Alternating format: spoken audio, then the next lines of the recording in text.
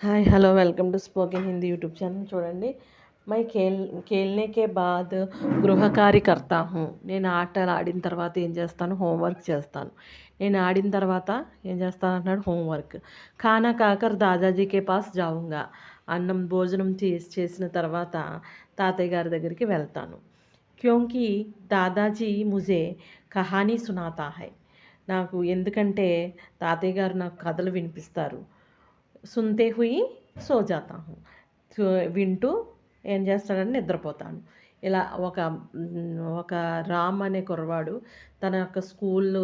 వెళ్ళడం దగ్గర నుంచి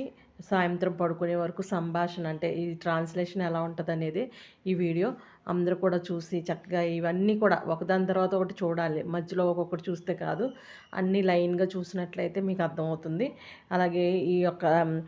మన spoken Hindi by Rohini YouTube ఛానల్లో సంభాషణలు అలాగే స్టోరీ టెల్లింగ్స్ తర్వాత చక్కగా మనకి 6 to 8 వరకు 8th వరకు లెసన్స్ ఉన్నాయి డిఎస్సి టెట్ సంబంధించిన వీడియోస్ ఉన్నాయి అన్నీ చూడండి అలాగే